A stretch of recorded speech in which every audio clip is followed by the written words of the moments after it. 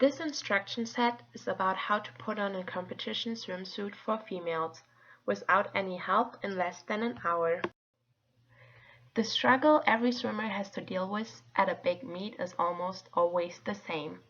All the female swimmers have to deal with the exhausting task of putting on a race suit every time there's a big meet. It all started out in 2000 when the first fast-skin competition swimsuits conquered the swim market. This instruction set will help you to get into your racing suit without any major breakdowns, without ripping the suit, and within a reasonable amount of time. However, you should still give yourself at least 30 minutes to get into your new suit for the first time. It also requires a little bit of patience, but don't worry, you will make it. This is a list of parts you should get when you purchase your swimsuit. Of course, you should get the swimsuit itself, also a little bag to keep the suit in, and an information book that explains you how to take care of the suit. A little tip on how to choose the correct size is that you measure your waist, your bust, and your torso as it is shown in the picture, and then look up your size on the sizing charts that each suit brand will provide, because you will have a different size in each swimsuit brand.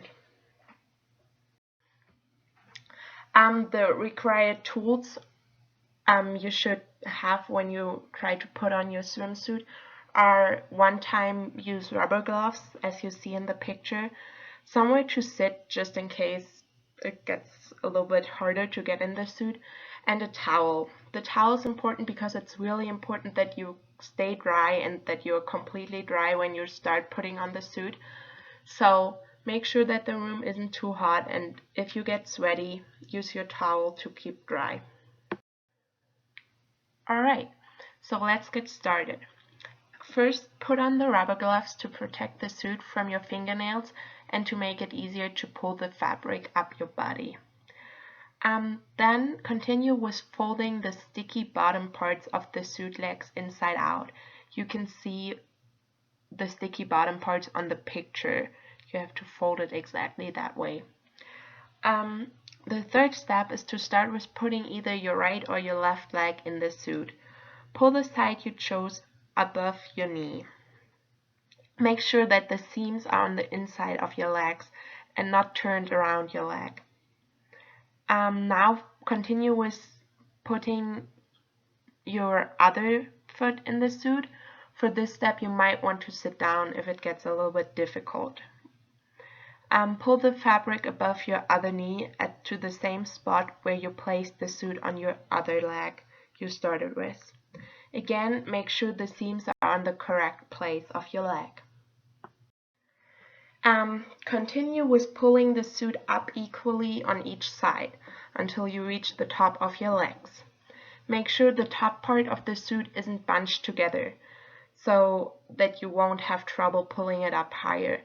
To make sure that it's right, roll the top part of the suit a little bit down your legs. The next and probably most complicated step is to pull the suit over your hips. You already made it really far, so take a deep breath and get ready for this step. Alright, start by pressing your skin gradually in the fabric. It is very important that you pull up the fabric in little steps and equally on each side. That is important because if you get really far on one side, you will get stuck on the other and the suit won't move.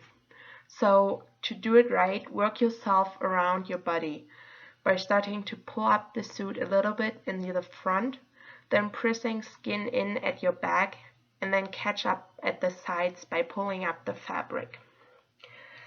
After you made it to this point, where your suit is over your hips, you have mastered the hardest part, so good job so far. Before you continue, make sure all the seams are at the correct place on the inside of your thigh. Also make sure the suit sits tight in your crotch. If it doesn't sit tight, look at picture A and move your legs around to fit the suit correctly in your crotch. Now continue with pulling the suit up over your chest. To get your arms in, start with one side. Carefully pull the strap over your shoulder. Finish by pulling the other strap over your other shoulder. As you can see in picture B, it might happen that the straps are twisted. Make sure you untwist them. Yes. The last step is to turn the sticky bottoms of the legs of your suit around so that they are flat on your skin. Good job, you made it. Now you are perfectly prepared for your meet. These are just some caution advices. Because the suits are made of very thin material at some parts, it's important that you make sure to be very careful and gentle when putting on the suit so that you don't rip the fabric. If you avoid the following steps, you should be fine. So don't stick your fingernails in the fabric, avoid uncontrolled pulling on the suit, and be careful that the material doesn't get stuck to itself.